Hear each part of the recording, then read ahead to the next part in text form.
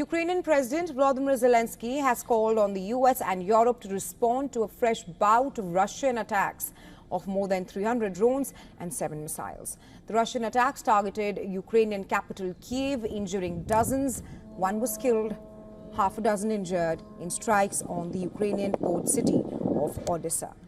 The overnight strikes followed Russia's biggest drone assault on Monday, part of stepped-up operations that Moscow says retaliatory measures for Kyiv's recent attacks in Russia.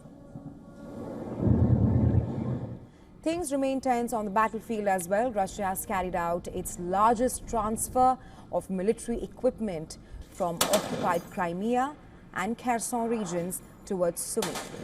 This according to the advisor to the exiled mayor of Mariupol. He made the claim on Telegram, sharing a video showing a convoy of military vehicles. Reportedly, the convoy included over 10 self-propelled artillery units, 1 air defense system and more than 40 trucks carrying ammunition and personnel. The official claimed that Russians moved the equipment through Mariupol towards Novozovsk, then to Taganrog, and then loaded them onto trains for transfer to Russia's Kursk Oblast, essentially towards Sumy. This as Russian troops advanced south to within 18 miles of Sumy, the capital of Ukraine's northeastern region that was fully liberated early in the full-scale invasion. The Institute for the Study of War, ISW, and independent observers have confirmed the advance. To help Kyiv put up a tough fight against Russia, Israel has supplied Ukraine with Patriot air defense systems.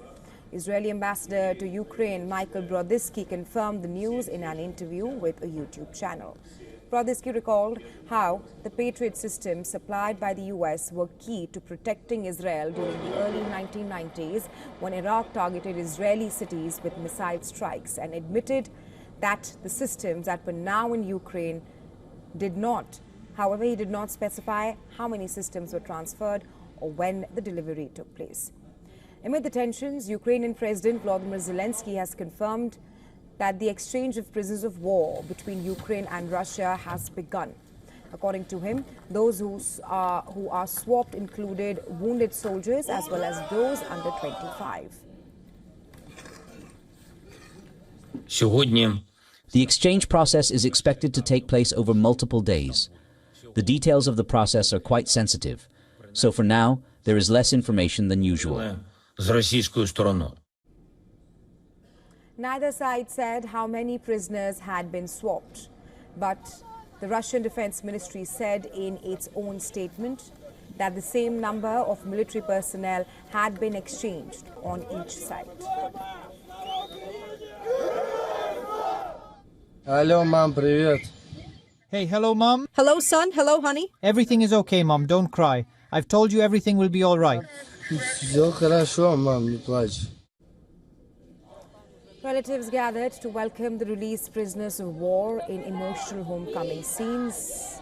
Among those freed on the Ukrainian sides is a 23-year-old soldier, Valery Prokofsky, who spent over 3 years in Russian captivity.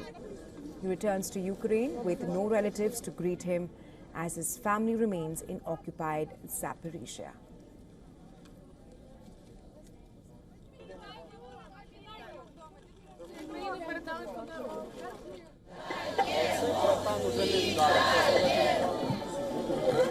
Добрий день! Вітаємо! Дайте, будь ласка, дорогу.